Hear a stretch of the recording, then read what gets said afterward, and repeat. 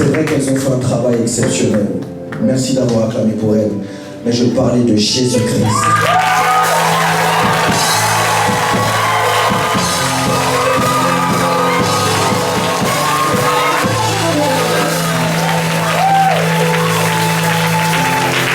Est-ce qu'une personne est prête à vivre le ciel ouvert? On emmène un autre, on va pas. Est-ce qu'une personne est prête à vivre le ciel ouvert?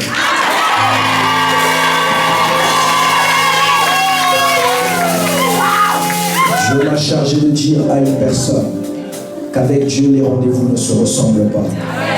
Avec Dieu les réunions ne se ressemblent pas. Si tu as eu à connaître une gloire lors d'une réunion, aujourd'hui la gloire que tu connaîtras, ah ma chatte, tu ne l'as jamais vue. Tu ne l'as jamais vu. Est-ce qu'un esprit peut commencer à s'élever en langue avec moi? Commence à parler.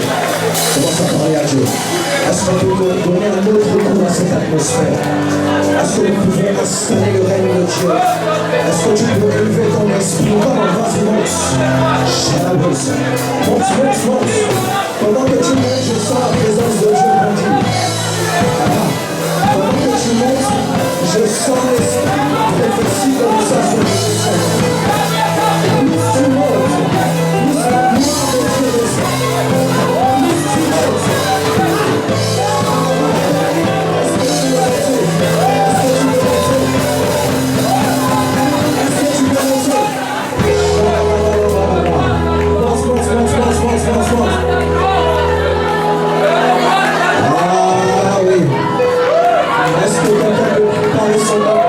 Ce soir. Est-ce que les nuages peuvent se gonfler ce soir? Descend parce que la pluie descend sur nous. Est-ce que tu peux commencer à charger ton atmosphère? Parce que ce qui se passera dans quelques instants.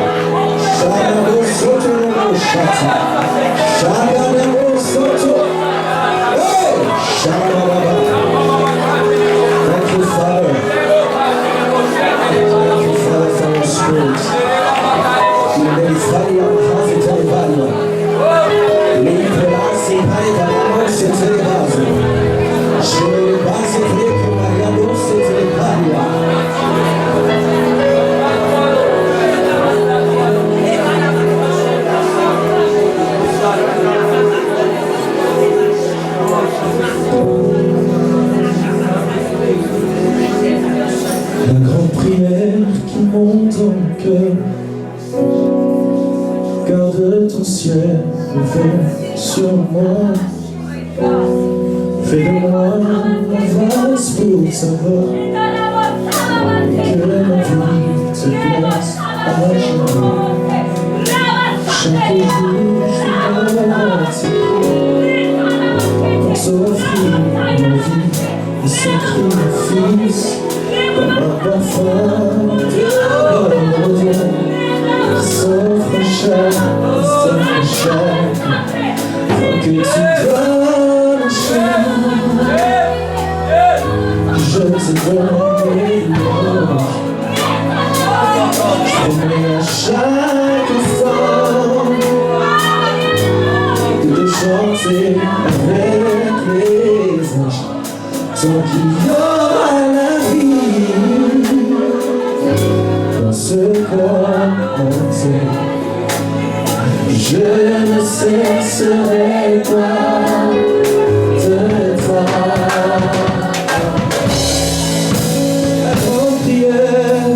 La grande prière qui monte dans mon cœur. Garde ton ciel. Encore. La grande prière qui monte dans mon cœur. Est-ce que tu peux lever tes mains, fermer tes yeux et chanter ce chant comme une prière? Encore une fois. La grande prière qui monte dans mon cœur.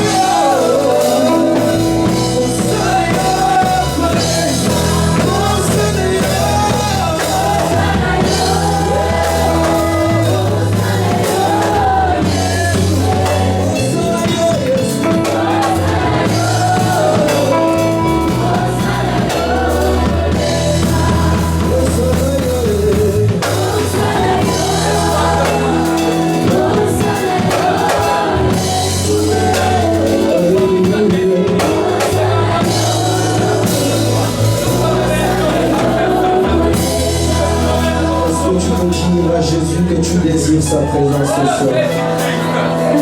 Est-ce que tu peux dire à Dieu que tu t'attends à lui ce soir?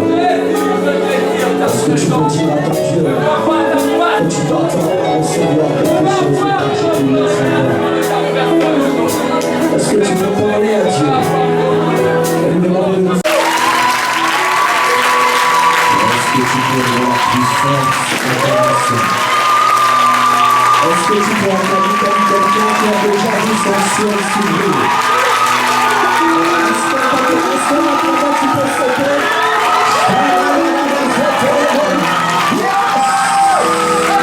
Dis à ton voisin. Dis à ton voisin. Si c'est une voisine, dis voisine, ne me fais pas ça, s'il te plaît. Dis à ton voisin. Cette soirée est une soirée bizarre. S'il ne te répond pas bien, tourne-toi, regarde ton autre voisin, dis-lui voisin. Cette soirée est une soirée bizarre.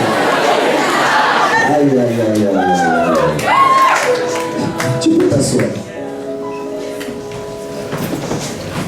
Ma joie est grande que d'être au milieu de vous. Je dois quand même vous dire la vérité de tous mes voyages, de tous les déplacements que j'ai eu à faire par la grâce de Dieu. Aucun voyage n'a été aussi combattu que celui-ci. Je n'ai jamais vu ça. Je vous dis la vérité. Et pourtant, lorsque j'étais en train de prier pour ce programme pendant toute ma préparation, je recevais tellement de choses pour ce programme.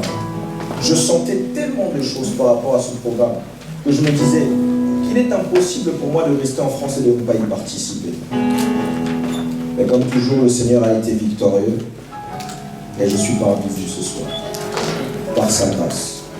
J'aimerais honorer toute l'Église qui me reçoit, tous les départements, bénir le Seigneur pour notre vie, représenté par l'homme de Dieu, l'ange de la maison, le pasteur qui nous fait l'honneur de nous prêter sa chair. Quelqu'un a dit que la chair est chère. Donc lorsqu'on la donne, c'est qu'on fait confiance ou on est un minimum conduit par le Saint-Esprit.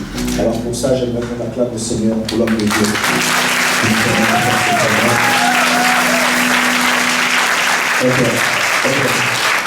Qui est de cette église? C'est comme ça qu'on vous a appris à honorer votre Père. My God, est-ce qu'on peut acclamer?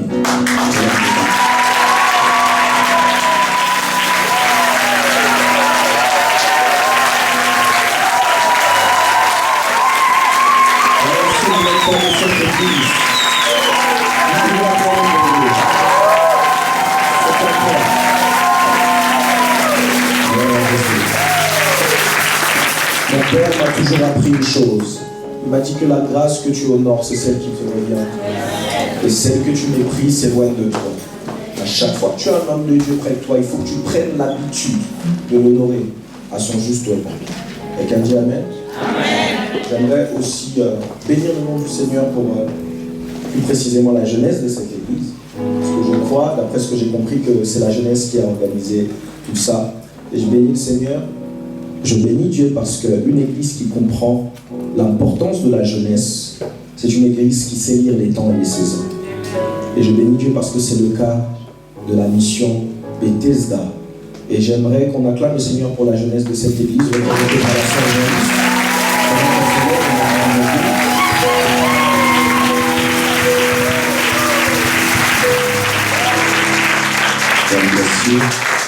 J'aimerais qu'on acclame le Seigneur également pour celle qui a vraiment été à ses côtés, la sœur Emedine. On peut acclamer le Seigneur. Si vous avez été bénis par la première partie, vous pouvez acclamer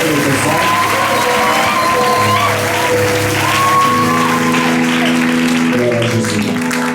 Et j'ai oublié de le faire, c'est parce qu'elle n'était pas là. Mais moi je veux dire, à côté, pas derrière, à côté d'un grand homme se cache une grande femme. Et croyez-moi, si le père de cette église a tenu toutes ces années dans le ministère, c'est parce qu'il avait une bonne femme. Je vous parle en connaissance de cause. Alors j'aimerais qu'on acclame le Seigneur pour la vie de maman.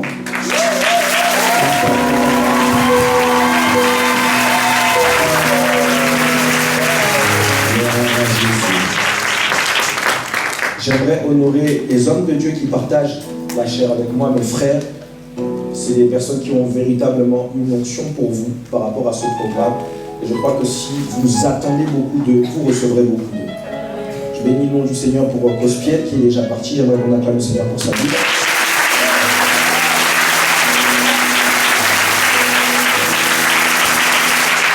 J'aimerais également qu'on acclame le Seigneur pour le frère Aristote.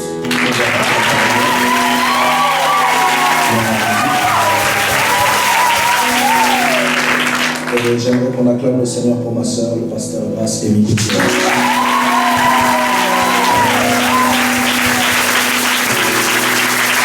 Je ne suis pas venu seul, je suis venu avec mon épouse. Vous pouvez acclamer aussi le Seigneur pour elle.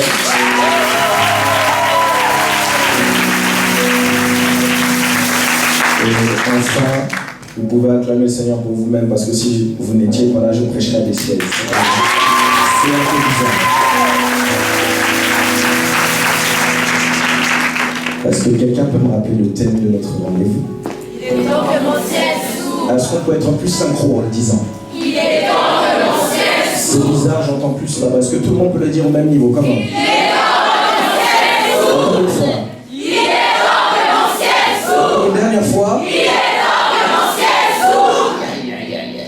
Le sous-thème que j'aimerais développer ce soir, c'est les mystères du blé. Dis à ton voisin les mystères du blé. En tout prophète qui se respecte, je ne pouvais pas venir sans mystère. Dis à ton autre voisin les mystères du blé. Nous allons aller dans la Bible, dans Marc, à partir du chapitre 1, du verset 9 au verset 11. Nous allons faire une première lecture, puis ensuite une deuxième lecture.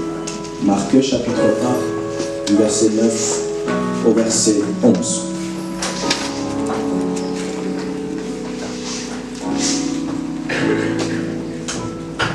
Avant de lire, j'aimerais juste mettre les choses au clair.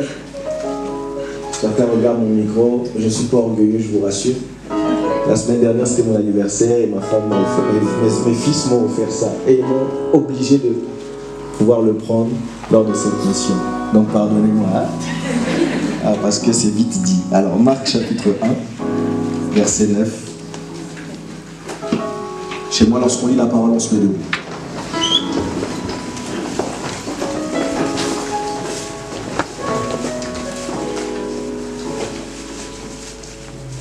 J'aimerais qu'on lise tous ensemble à haute voix, si cela est possible. 1, 2, 3.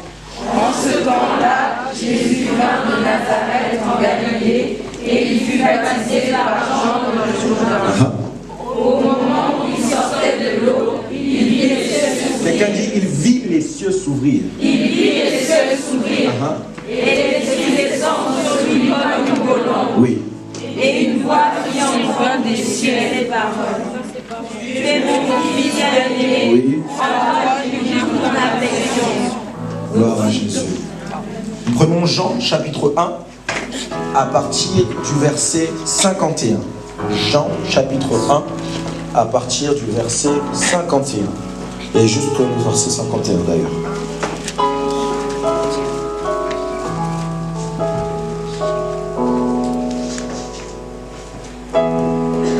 Nous lisons tous ensemble 1, 2, 3.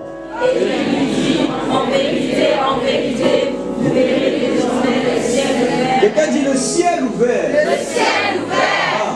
Et les anges de Dieu monter et descendre au-dessus du Fils de l'homme. Seigneur, ta parole est bonne, nous la recevons pleine de grâce au nom de Jésus. Amen. Est-ce que quelqu'un a soif de recevoir quelque chose? Est-ce que je peux sentir ta soif ce soir? Merci. Le ciel ouvert. Dans Deutéronome, à partir du chapitre 28, si ma mémoire est bonne, il y a des bénédictions et des malédictions qu'il y avait en perspective pour le peuple d'Israël. Et ces bénédictions étaient reposées, basées sur leur fidélité. Et il y a une chose qui a attiré mon attention, c'est que la manifestation de ces bénédictions ou de ces malédictions dépendait d'une chose, le ciel. Quelqu'un dit avec moi le ciel. Lorsque le ciel était ouvert, le peuple d'Israël était béni. Et lorsque le ciel était fermé, le peuple d'Israël était maudit. Cela m'a emmené à comprendre quelque chose de très clair. Lorsque les portes du ciel sont ouvertes au-dessus de vous, les portes de la terre le seront aussi. Et lorsque les portes du ciel sont fermées au-dessus de vous, les portes de la terre le seront également. Il y a deux choses que j'aimerais dire pour commencer ici. Lorsque nous lisons Jean à partir du chapitre 1 au verset 51, cela nous aide à comprendre comment est-ce que les choses doivent être considérées. Frères et sœurs, il est important pour nous de comprendre que l'ouverture du ciel ne doit pas être un objectif parce que c'est une promesse. Christ a dit, vous verrez le ciel ouvert. Il n'a pas dit, si vous souhaitez que le ciel soit ouvert, il sera ouvert. Il a dit, vous verrez le ciel s'ouvrir. C'est une promesse. Et lorsqu'on parle d'une promesse, lorsqu'on parle, par exemple, excusez-moi, d'un objectif, parce que beaucoup ont pour objectif de voir le ciel ouvert. Lorsqu'on parle d'un objectif, on parle d'un but à atteindre. Autrement dit, d'une cible. Or, vous allez confirmer avec moi que si dans le meilleur des cas, une cible peut être atteinte, dans le pire des cas, elle peut être loupée. Combien d'entre nous avons eu des objectifs que nous n'avons pas réussi à atteindre? Combien d'entre nous avons fixé des résolutions que nous n'avions pas respectées? Combien? Si dans le meilleur des cas, la cible peut être atteinte, dans le pire des cas, elle peut être loupée. Voilà pourquoi nous ne devons pas considérer l'ouverture du ciel comme un objectif, mais comprendre que c'est une promesse. Et lorsque je parle d'une promesse, c'est ce qui engage une personne vis-à-vis d'une autre personne. Et lorsqu'on parle d'un engagement, on parle de quelque chose qui oblige une personne à faire quelque chose par rapport à une autre personne. L'engagement tient en laisse l'engagé. Ça veut dire celui qui est engagé à une chose vis-à-vis d'une personne est obligé d'accomplir cet engagement. Quelqu'un me suit jusqu'ici? Est-ce que quelqu'un me suit jusqu'ici? Non, est-ce que quelqu'un me suit jusqu'ici? En fait, il n'y a pas d'option. L'engagé doit obligatoirement respecter son engagement. Quelqu'un a dit un jour que la promesse est une dette. Et vous savez comme moi que celui qui a une dette envers une personne est obligé de s'acquitter de cette dette. Sinon, il y a des problèmes. Et à plusieurs reprises dans la Bible, Dieu nous a promis d'ouvrir le ciel. Alors ce soir, nous ne sommes pas venus à demander à Dieu d'ouvrir le ciel. Parce qu'une demande peut soit être acceptée, soit être refusée. Nous sommes venus réclamer nos droits. Je dis, nous sommes venus réclamer nos droits. Écoutez, il y a une seule chose que Dieu a placée au-dessus de lui, c'est sa parole. La Bible dit que Dieu n'est pas un homme pour mentir, ni le fils d'un homme pour se repentir. Ce qu'il dit dans sa parole, il accomplit parce qu'il est lui-même sa parole. En fait, Dieu incarne ce qu'il dit, il incarne aussi ce qu'il fait. Dieu ne promet pas simplement le pain, il se pourvoit lui-même comme étant le pain de vie. Dieu ne promet pas simplement l'eau, il se pourvoit lui-même comme étant la source intarissable. En fait, Dieu est tellement dans sa parole pour pouvoir aller à l'encontre d'elle. Et si la Bible nous promet que le ciel doit s'ouvrir, le ciel doit s'ouvrir.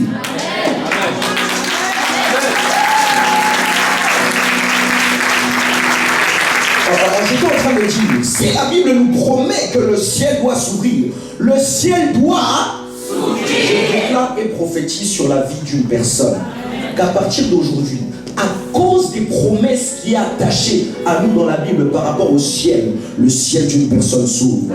Je dis le ciel d'une personne s'ouvre. Oh, j'étais en train de dire, le ciel d'une personne s'ouvre. Ah, si c'est de toi que je parle, tu me dis. Ah, je disais, si c'est de toi que je parle, tu me dis. Yeah! Vraiment, le ciel ne s'ouvre pas sur l'enfant, le ciel s'ouvre sur le fils. Voilà pourquoi vous allez voir que dans la Bible, le ciel ne s'est pas ouvert sur Jésus lorsqu'il était enfant. Il a fallu qu'il atteigne l'âge de maturité.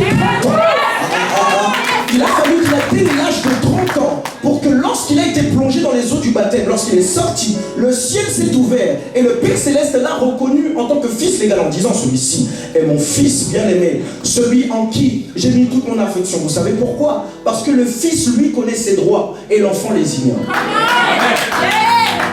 Est-ce que je peux commencer à avancer? Est-ce que je peux avancer? Dis-moi, avance, j'avance. La Bible dit que aussi longtemps que l'héritier demeure un enfant, il ne diffère en rien d'un esclave. Vous savez, un enfant, il peut avoir du lait pour lui dans le frigo. Mais s'il ne sait pas qu'il a ce lait, il peut penser qu'il ne l'a pas et se comporter comme s'il ne l'avait pas. il y a une différence entre le fait d'avoir et le fait de savoir qu'on a. Yes. Je disais, il y a une différence entre le fait d'avoir et le fait de savoir qu'on a. Je peux avoir 1000 euros sur mon compte. Si je ne sais pas que j'ai ça, je ne vais jamais en profiter. Mais si je sais que j'ai 1000 euros sur mon compte, je saurai le langage qu'il faut adopter à la banque pour pouvoir entrer en possession de ces 1000 euros. Autrement dit, le Fils sait le langage qu'il faut activer pour pouvoir entrer en connexion avec les bénéfices liés à ces droits. Ah, je ne sais pas si tu me suis ce soir. Je ne sais pas si tu me suis ce soir. Le Fils connaît le langage qu'il faut adopter pour pouvoir réclamer ce droit. Et parce que nous sommes fils et filles de Dieu, parce que nous avons été rachetés par Dieu depuis le sacrifice de Jésus sur la croix, parce que nous faisons partie de la généalogie céleste en étant fils et filles de Dieu, nous allons réclamer nos droits. Je dis ce soir, nous allons réclamer nos droits. Venu ou pas, le ciel doit s'ouvrir. Que les sorciers de ta famille le veuillent ou pas, le ciel doit s'ouvrir. Que tes amis le veuillent ou pas, le ciel doit s'ouvrir. Ah, je ne sais pas si je parle à une personne. Que tes voisins le veuillent ou pas, le ciel doit s'ouvrir. Oh, tu sais, pour que le ciel s'ouvre, tu n'as pas besoin d'être impacté. Tu n'as pas besoin d'être affecté, tu as juste besoin d'être informé. Il faut juste que tu saches que tu as. Parce que tu as déjà. Je ne sais pas si une personne comprend ce que je comprends. Si tu comprends, tu me dis. Si tu comprends, tu me dis. La deuxième vérité que j'aimerais te dire ce soir, c'est que le ciel n'est pas simplement un lieu, le ciel est aussi une personne. Ah oui. Dis à ton voisin, le ciel est une personne. Tu me crois, dis le ciel est une personne. La première déclaration que Jésus a faite lorsqu'il est entré dans son ministère était la suivante. Répentez-vous car le royaume des cieux est proche. La version grecque dit, c'est en effet approché le royaume des cieux. Mais j'aime la version anglaise, la version King James, qui dit, oh, repent, for the kingdom of heaven is at hand. Qu'est-ce que ça veut dire? Ça veut dire que le royaume des cieux n'est pas en train d'arriver. Il est déjà là.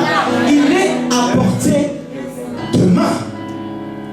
Et cette déclaration, Jésus l'a faite lorsqu'il a reçu l'Esprit de Dieu. Lorsqu'il a reçu l'Esprit de Dieu, Jésus-Christ est devenu l'ambassadeur du ciel sur la terre. Et cet même Esprit, nous aussi, nous l'avons reçu. La Bible dit, vous recevrez une puissance, le Saint-Esprit survenant sur vous, et vous serez mes témoins à Jérusalem, en Judée, en Samarie, et jusqu'aux extrémités de la terre. Bien-aimé, le jour où tu as reçu le Saint-Esprit, tu es devenu l'ambassade du ciel sur la terre. Oh my God, je ne sais pas si je parle à une personne. Je dis le jour où tu as reçu le Saint-Esprit, tu es devenu l'ambassade du ciel sur la terre. Voilà pourquoi Jésus m'a dit, je suis le chemin, la vie et la vérité. Nul ne vient au Père que par moi. Comme il est impossible à un Français d'aller au Congo sans passer par l'ambassade du Congo, il est impossible pour un pécheur de voir et d'aller au ciel sans passer par Christ. Et bonne nouvelle, Christ est en toi. Je dis Christ est en toi.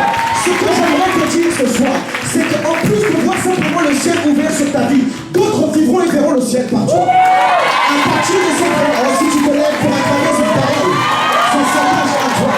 En plus de voir le ciel ouvert, d'autres personnes vivront et verront le ciel. Oh, si c'est le toi que je parle, tu me donnes encore la main. Oh, si c'est le toi que je parle, tu me donnes la main 6. Si c'est le toi que je parle, donne-moi la main 10.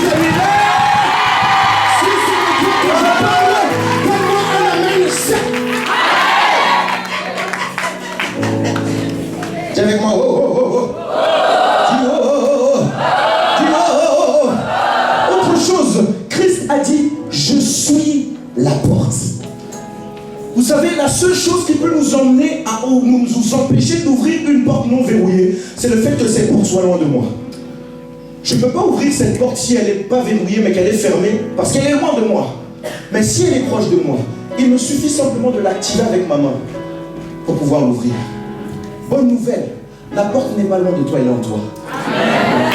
Il te suffira simplement de l'activer, d'activer la poignée avec la main de la foi.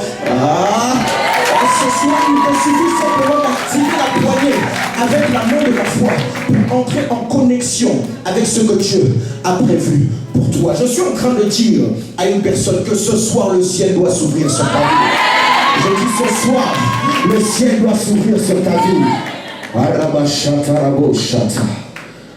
Oh, je ne vais pas être long ce soir parce que nous devons prier.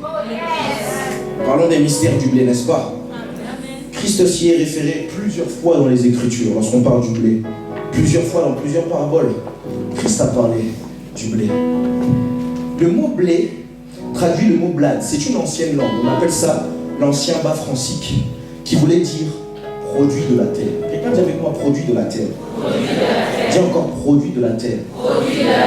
Lorsqu'on lit la Bible dans la version Chouraki, on se rend compte que Adam n'est pas simplement appelé Adam, il est appelé Adam le glébeux.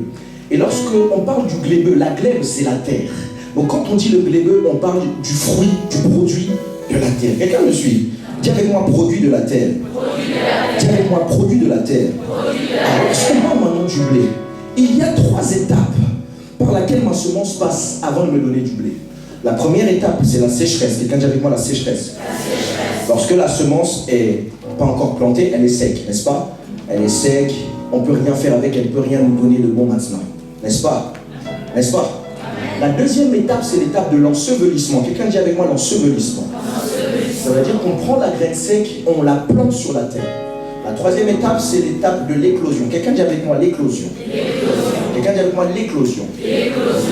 La graine sèche est plantée sur la terre et ensuite ça donne des feuilles et puis ces feuilles donnent le blé. C'est ça l'étape de l'éclosion. Et lorsque on parle du second Adam, Jésus-Christ de Nazareth, lui aussi était venu sur terre pour connaître 3 étapes. Le décès, quelqu'un dit avec moi le décès.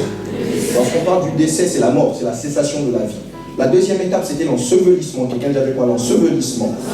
Et la troisième étape, c'était quoi? C'était la résurrection, la renaissance, le retour à la vie. J'aimerais dire une chose à une personne. Le sacrifice de Jésus n'a pas commencé à la croix. Il a commencé au Jourdain. Christ savait qui lui-même il était. Jean-Baptiste savait aussi qui était Christ. Et pour que la volonté de Dieu s'accomplisse, il a fallu que la volonté de Jésus meure. À partir de ce moment-là, Christ a accepté la mort. Parce que Dieu, normalement, parce que Christ était Dieu incarné, n'est-ce pas? J'aimerais que vous compreniez ce soir, donc c'est pour ça que je parle un peu plus doucement. Après, on va encore redétonner. Christ était Dieu et il savait qu'il était Dieu. Mais il a fallu que sa volonté meure pour qu'il puisse répondre à la volonté de Dieu. Donc le fait d'accepter de passer par les eaux du baptême, c'était la mort. Le fait d'être plongé sous l'eau, c'était l'ensevelissement. Et le fait de sortir de l'eau, c'était ça la résurrection. Alors lorsqu'il est sorti de l'eau, qu'est-ce qui s'est passé? Le ciel s'est ouvert. Quelqu'un dit avec moi, le ciel s'est ouvert. Vous savez, chers amis, la vie chrétienne est une vie d'éducation et de rééducation. Ça veut dire pour vivre l'amour de Dieu, pour être parfaitement rééduqué et éduqué par Dieu afin d'entrer en contact avec nos bénéfices et de voir le ciel s'ouvrir, cela dépend d'une chose, une décision. Christ a pris une décision. Il a pris lui-même la décision de donner sa vie. Personne ne l'a forcé. Personne ne l'a forcé. Qui a forcé Christ à prendre sa décision? Qui a forcé Christ à prendre sa décision? J'entends pas. Personne. J'entends pas. Personne. Si tu veux voir le ciel ouvert, tout commence par une décision. La Bible dit, à tes résolutions répondra le succès et sur tes sentiers brillera la lumière. Mais à une condition, à tes résolutions. Beaucoup s'attendent au Saint-Esprit pour les aider à prendre une décision, soit pour arrêter le péché, soit pour faire ceci, soit pour faire cela. Le Saint-Esprit aide ceux qui s'aident. Le divin intervient. Oh, je dis, le divin intervient dans l'humain lorsque l'humain se prend en main. Je recommence? Le divin intervient en l'humain lorsque l'humain lui-même se prend en main. Et se prendre en main, c'est ça, prendre une décision. C'est décider. Quelqu'un dit avec moi décider. Quelqu'un dit encore décider. Et quand je parle de décider, c'est décider le fait de mourir. Parce que la seule manière de ressusciter, c'est de mourir. Tu ne peux pas ressusciter si tu ne meurs pas. Autre chose, il y a une différence entre l'intention et la décision. Aujourd'hui, je peux dire, parce que moi c'est mon plat préféré, ne me jugez pas s'il vous plaît. Je peux dire, oui, je vois déjà les gens qui me jugent derrière. Je peux dire, aujourd'hui, je souhaite manger des bananes plantains avec du poulet. C'est le plat préféré de qui aussi? Ah, ouais. Je dois faire une prière spéciale. Je peux dire, je souhaite manger des bananes plantains avec du poulet. Mais en fait, qu'est-ce que je veux faire lorsque je vais dire ça? Je vais faire simplement deux choses. Attendre et espérer. Je vais attendre qu'une personne ait entendu mon souhait et l'exécute. C'est-à-dire l'amène à réalisation. Ou bien je vais attendre simplement souhaiter je vais attendre le jour où ma femme va faire ça à la maison. Mais lorsque je dis, je décide de manger des bananes plantées avec du poulet, ou je vais manger des bananes plantées avec du poulet, je vais faire deux choses. Soit je vais dire à ma femme de me préparer ça à manger, soit je vais l'emmener, on va aller au restaurant africain, on va manger ça. Qu'est-ce que ça veut dire? Ça veut dire que la décision provoque l'action. Amen. Amen. Amen. Yes. Amen. Je disais que la décision provoque l'action. Voilà pourquoi tout travail de tout parent, que ce soit biologique ou spirituel, va être d'emmener ses enfants à prendre les bonnes décisions. Parce que ces décisions, en fait, vont affecter positivement ou négativement. Positivement si elles sont bonnes, et négativement si elles sont mauvaises, toute sa vie. Et vous allez voir que le fait que le ciel soit fermé dans certaines vies, c'est simplement une question de décision. Je dis, c'est simplement une question de décision. Les décisions se basent sur des raisons solides. Jésus-Christ n'a pas donné sa vie pour donner sa vie. Il a donné sa vie pour sauver l'humanité. Il y avait une raison derrière sa décision. La raison, en fait, nous pousse à la réflexion.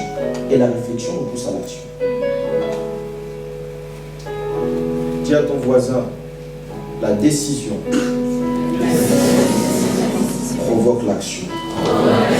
Dis mieux, la décision provoque l'action. Pour faire cela, bien aimé, il y a une chose fondamentale qu'il faut prendre conscience. C'est notre identité en Christ. Si on ne prend pas conscience de cela, on ne sera jamais apte à prendre une décision. Et si on n'est pas apte à prendre une décision, le ciel ne s'ouvrira jamais. En fait, c'est la connaissance que vous avez de votre identité qui va déterminer votre comportement. Si vous avez une connaissance de votre identité, vous allez vous comporter par rapport à cette identité.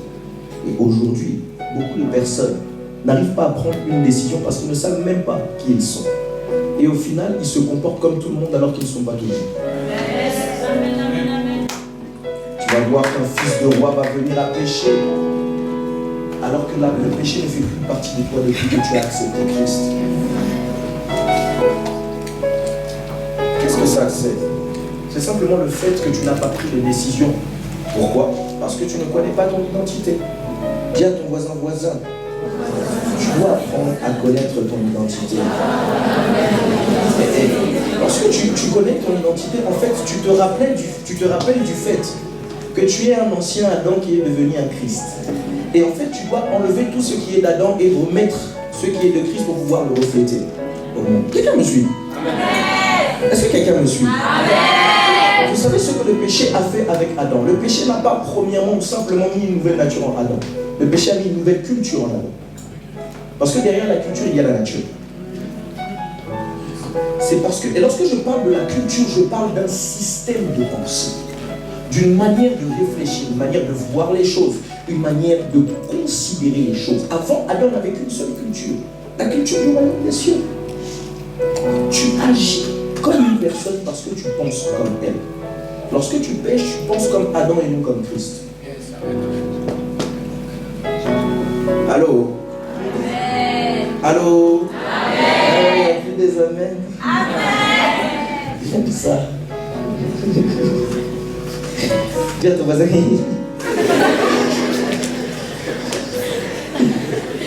Lorsque tu pêches, tu n'agis pas comme Christ, tu agis comme Adam. Pour pouvoir agir comme Dieu, il faut penser comme lui. Et pour penser comme lui, il faut avoir sa culture. Parce que de sa culture découle sa nature. Quelqu'un dit avec moi, de la culture de Dieu découle la nature de Dieu. De la culture de Dieu découle de la nature de Dieu. Vous savez, quelqu'un qui se convertit, en fait, est un Adam qui envoie le processus christique. Ça veut dire, chaque jour, c'est compliqué ce que je dis, vous savez. Pardon? Pardon? Quelqu'un qui se convertit est un Adam qui envoie de transformation christique. Ça veut dire, chaque jour, il est renouvelé par l'intelligence de Dieu. Plus il parle avec Dieu, plus son intelligence est renouvelée. Plus son intelligence est renouvelée, plus la culture d'Adam part et la culture du royaume vient. Plus la culture du royaume s'installe en cette personne, plus cette personne n'agit pas comme un homme, mais commence à agir comme Dieu. Or, que dis-je? Cette personne n'est plus un homme, cet homme devient un Dieu. Amen. Autrement dit, si tu veux que Dieu fasse de toi un Dieu, il faut que tu commences à penser comme Dieu. Amen. Vous savez, aujourd'hui, quand on dit qu'un Kozaï est un Kozaï, c'est plus une question de nationalité. Vous avez vu le frère Cospiel hier. Qui peut me dire que c'est un Français? Nous l'avons colonisé. Lorsque tu adoptes une culture, cette culture s'installe en toi et elle dépose une nature. Lorsque tu te remplis de la culture du royaume des cieux, c'est la nature de Dieu qui descend en toi. Quelqu'un me suit? Le chrétien, c'est celui qui comprend, en accord avec la Bible, que bien qu'il est dans le monde, il n'est pas du monde. Avant de pouvoir vous encourager, je n'ai pas beaucoup de temps parce que j'aimerais qu'on prenne le temps pour prier. Donc, avant de vous encourager, les amis, vous devez savoir une chose, c'est que le ciel s'ouvre sur le Fils. Le Fils, c'est celui qui a la nature du Père. Si vous n'avez pas la nature du Père, le ciel ne s'ouvrira pas sur votre tête.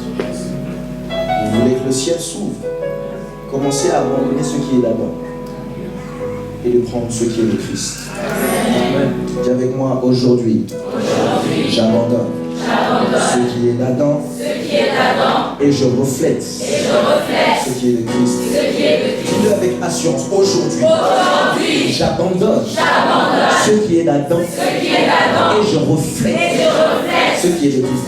Est-ce qu'un enfant de Dieu parle en langue? Qu'est-ce que comme tu es assis?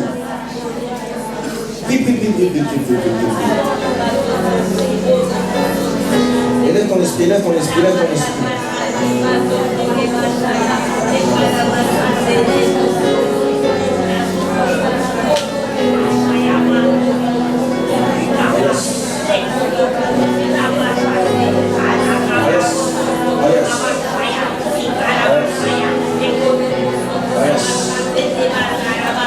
Écoute 2 minutes.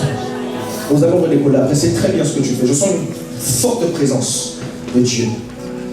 Qu'est-ce que j'ai dit? J'ai dit que lorsque tu prends la culture de Dieu, automatiquement la nature de Dieu s'installe en toi. La Bible dit, vous êtes du monde, mais vous n'avez pas reçu l'esprit du monde. Celui qui comprend cela, aucune montagne que le diable a adressée au-devant de lui. Oh, je dis aucune montagne que le diable a adressée au-devant de lui ne peut lui résister. Parce que la Bible dit, Zorobabel, qui aime cette montagne qui pourra se tenir devant Zorobabel? Le Fils de Dieu, c'est celui qui sait qu'il a une arme très dangereuse dans sa bouche, c'est la parole de Dieu. Et la parole découle directement de la nature de Dieu. Élie n'était plus Élie, Élie était devenu Dieu. Voilà pourquoi lorsqu'il était devant les prophètes de Baal, il a dit, il n'y aura ni pluie ni rosée, sinon par la parole de Dieu, sinon en ma parole. À ce moment-là, la parole d'Élie et la parole de Dieu ne faisaient qu'un. Parce que Élie n'était plus un homme, Élie était devenu un Dieu. Oh, et je vois ce soir le Seigneur faire d'une personne un Dieu. J'étais en train de dire, je vois prophétiquement, avec mon œil de l'esprit. Oh, je ne sais pas pourquoi tu ne dis pas vrai. Je dis, je vois une personne. Oh, Dieu fait d'une personne un Dieu dans cette génération. Parmi ta famille, Dieu ferait de toi un Dieu. Dans ton église, Dieu ferait de toi un Dieu. En ton travail, Dieu ferait de toi un Dieu. Dans ton environnement, Dieu Dieu fait de toi un Dieu. Dans ta rue, on va savoir que là, à cette adresse, ce n'est pas un homme qui habite là, mais c'est un Dieu. Une personne qui réfléchit différemment que nous. Une personne qui agit différemment que nous. Une personne qui n'a pas la même lecture des situations que nous. Si je parle à un Dieu, cette personne va me donner un bon amen. Je dis, si je parle à un Dieu, ce Dieu-là va me donner un bon amen. Est-ce que maintenant je peux commencer à prêcher? Est-ce que je peux commencer à prêcher? Dis-moi avance, j'avance. Dis-moi avance, j'avance. Tout à l'heure, j'ai dit qu'il y a 3 étapes par lesquelles ma semence passe avant de me donner du blé. La première étape, c'est l'étape de la sécheresse. Quelqu'un dit avec moi la sécheresse. La sécheresse, c'est l'absence d'eau. Et la Bible dit que l'eau est le symbole de la vie. Christ se présente comme la vie, mais il se présente aussi comme la source intarissable d'eau. Ça veut dire que la sécheresse, c'est l'absence de la vie. Et Ézéchiel, à partir du chapitre 37, nous parle des ossements desséchés. Qu'est-ce que ça veut dire? Ça veut dire que là où il y a la sécheresse, il y a la mort. Combien d'entre nous, aujourd'hui, peuvent passer par des temps de sécheresse? Dans ta famille, il peut y avoir la sécheresse. Dans tes affaires, dans tes projets, la sécheresse peut arriver. Dans ton couple, tout allait bien. À un moment donné, tu ne comprends pas. Les choses commencent à ne plus aller. À la maison, tes enfants sont là, ils se comportent bien. Tu ne comprends pas ce qui se passe. Ils commencent à aimer la rue. Ils commencent à aimer ce genre de choses. Dans ton travail, tout allait bien. Mais tu commences à te retrouver, à avoir des problèmes injustifiés. La sécheresse arrive. Tout ne va plus. Le chaos entre. Et cette étape conduit inévitablement à la deuxième étape. Quelqu'un dit avec moi la deuxième étape. La deuxième étape, c'est l'étape de l'ensevelissement. La semence est mise sous terre. À cette étape, les gens classent ton dossier. Ils disent que tu n'existes plus. Ils disent que ton mariage n'aboutira plus. Il ne s'arrangera pas. Ils disent que tes enfants ne seront personne. Ils disent que ce ventre ne donnera jamais un enfant. Ils disent que ton âge est trop avancé pour te marier. Mais ceux qui ne savent pas, quelqu'un dit avec moi ceux qui ne savent pas, c'est que l'histoire du blé ne s'arrête pas à l'ensevelissement. Il y a encore une autre étape. Est-ce que je peux commencer à prêcher? Est-ce que je peux commencer à prêcher? La troisième étape après l'ensevelissement, c'est l'éclosion. Quelqu'un dit avec moi l'éclosion. À l'étape de l'éclosion, la semence sèche qui a été plantée sous la terre, une semence improductive, sans vie, sans que personne ne comprend, on commence à voir des feuilles apparaître. Lorsque les feuilles apparaissent, quelques temps après, on commence à voir le blé sortir de la feuille. Je ne sais pas si une personne comprend ce que je suis en train de dire. Les personnes ont fait une erreur de te classer. Ils ont fait une erreur de classer ton dossier. En te mettant sous la terre, ils ne savaient pas que tu étais une semence. Et pas n'importe quelle semence. La semence du blé. Aujourd'hui, vous pouvez le tuer. Aujourd'hui, vous pouvez le mettre sous terre. Aujourd'hui, vous pouvez classer mon dossier. Mais il y a encore une troisième étape. Après l'étape de l'ensevelissement, c'est l'étape de l'éclosion. Lorsque Jésus a été mis sous l'eau, c'était pour sortir de l'eau et que le ciel s'ouvre. Lorsque Jésus-Christ a été mis sous la terre, c'était pour que toutes les nations soient gagnées par lui. La mort n'est pas la fin. Après la mort, il y a la vie. Oh, je sais en train de dire à une personne. Je déclare et prophétise. Si cette personne est là pour capter ce que je suis en train de dire, que les gens vont être confondus de voir que ceux qui avaient classé ton dossier, ils avaient classé ton dossier, le dossier de ta famille, le dossier de ton mariage, ils seront confondus de voir que les feuilles vont apparaître. Et de ces feuilles, le blé va commencer. Si c'est de toi que je parle, tu me dis. Il pensait que ton histoire était terminée en te mettant sous la terre. Mais ce qu'ils ne savaient pas, c'est que tu es une semence. Et la meilleure manière de rendre productif une semence, c'est de l'enterrer. En fait, en t'enterrant, qu'est-ce qu'ils ont fait? Ils t'ont rendu un service. Je dis ils t'ont rendu un service. Ce que les ennemis ne savent pas, c'est que le mal qu'ils t'ont fait, Dieu va maintenant, à partir de cette réunion, le changer en bien. Après la mort, il y a la résurrection. Et lorsqu'on sort de l'eau, lorsque le Fils sort de l'eau, le ciel s'ouvre. Pendant que je vois une personne sortir de l'eau, je vois son ciel s'ouvrir.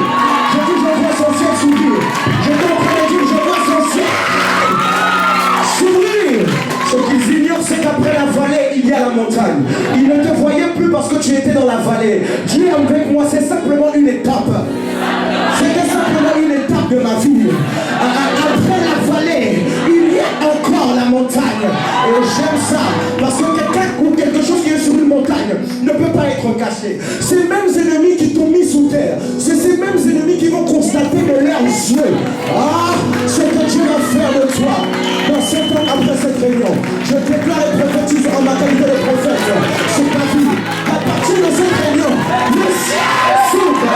Je dis le ciel s'ouvre. Le ciel s'ouvre. Le ciel s'ouvre. Je dis le ciel s'ouvre. Le ciel s'ouvre. Oh, si je me donne un bon amen, je vois le ciel s'ouvrir sur ta vie. Oh, si je me donne un bon amen, je vois le Seigneur te sortir de l'ensevelissement.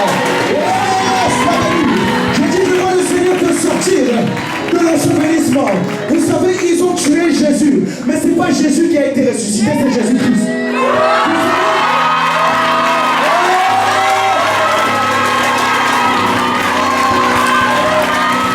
Parfois, il faut que l'humain soit tué pour que le divin soit révélé. Est-ce que je peux avancer? Est-ce que je peux avancer? Vous savez, Jésus ne pouvait pas ressusciter en tant que Jésus, parce que s'il ressuscitait Jésus, quelqu'un pouvait venir et le tuer encore. Voilà pourquoi Jésus-Christ, Jésus s'est réveillé en tant que Jésus-Christ. Parce que si on peut tuer un homme, on ne peut pas tuer un Dieu. Et je suis en train de dire à une personne, dans cette saison dans laquelle le Seigneur ne peut pas introduire, personne ne pourra te tuer. Je dis personne ne pourra tuer le rêve qui est en toi. Personne ne pourra tuer le projet que tu as. Personne ne pourra tuer ton malheur. Personne ne pourra tuer tes enfants. Personne ne pourra empêcher ta destinée. Parce que tu n'es pas n'importe quelle semence. Tu es le blé.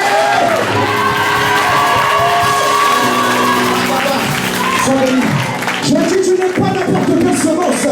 Tu es le... Oh, lorsqu'ils t'ont enterré, ils ont enterré une graine. Mais quelques temps après, c'est pas une graine qui va pousser, mais c'est un arbre. Un arbre de la dimension de l'arbre de vie qui était dans Genèse. Un arbre que personne n'a le droit de toucher. Un arbre que personne n'a le droit de manger.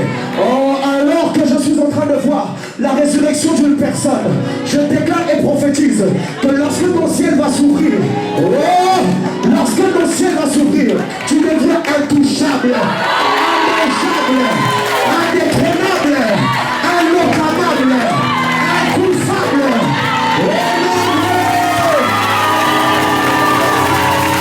Shabbat. Dis à ton voisin, je ne suis pas n'importe quelle semence. God bless you. Dis à ton voisin, je ne suis pas n'importe quelle semence. Je suis le blé. Les hommes disent ceux qui ne te tuent pas te rendent plus fort. Mais Dieu te dit aujourd'hui, ceux qui te tuent te rendent indestructible.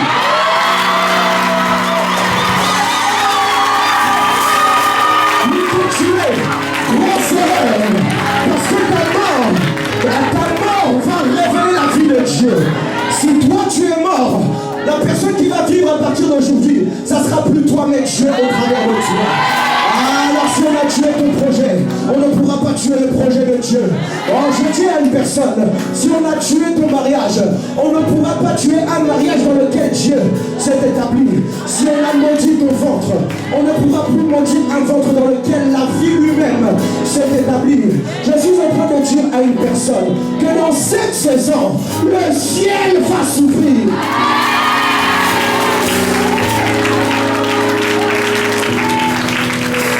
Adam et Noé avaient reçu la même déclaration. Levons-nous, levons-nous. Adam et Noé avaient reçu la même déclaration de la part de Dieu. Mais lorsque va venir le tour de Noé pour être béni, il va avoir deux choses en moins. L'assujettissement et la domination qui avait été perdu par Adam lorsqu'il a pris la nature de l'ennemi. Voilà pourquoi Christ devait mourir. Voilà pourquoi Christ devait mourir et renaître pour restaurer son règne sur la terre. Moi aussi, je suis né de nouveau pour régner de nouveau. Dis avec moi, je suis né de nouveau pour régner de nouveau. Dis avec moi, ma famille est née de nouveau. Pour régner de nouveau. Dis avec moi, mes projets sont nés de nouveau. Pour naître de nouveau. Lève les mains, commence à parler à Dieu.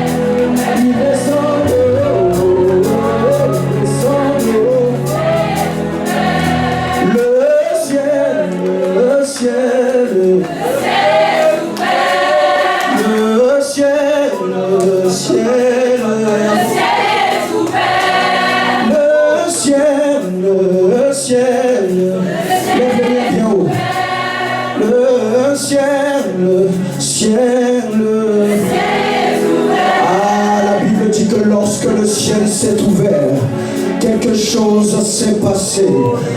L'Esprit de Dieu a quitté le ciel là où il se trouvait et est venu descendre sur Jésus, se poser sur lui.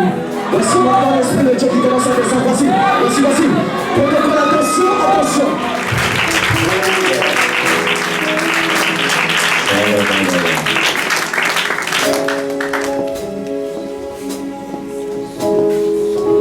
Il y a une grâce et une faveur particulière sur vous toutes. Je vais faire une chose à la fin. Prophétiquement, ce que je vous ai demandé de faire en avançant, vous allez comprendre la signification de cela tout à l'heure. Mais Dieu va me donner une parole pour chacune d'entre vous. Je suis capable de voir dans l'esprit la gloire de Dieu sur votre visage. Et là, le Seigneur vouloir vous emmener dans une autre saison. Je vois comme un changement, comme si, et pour toutes, vous êtes toutes concernées, comme si le Seigneur vous prend d'un endroit et vous mettre à un autre endroit. Et lorsque je parle de ça, je suis dans le spirituel. Il y a quelque chose de particulier que le Seigneur veut commencer à faire avec chacune d'entre vous dans le spirituel. Chacune d'entre vous a un appel particulier qui est affecté à sa vie. Et en chacune d'entre vous, je suis capable de sentir en qualité de prophète une fibre prophétique. Lorsque je prierai pour vous, j'activerai cela.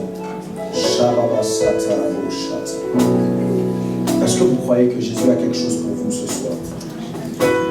Est-ce que vous croyez que le Seigneur qui vous a localisé a quelque chose pour vous ce soir?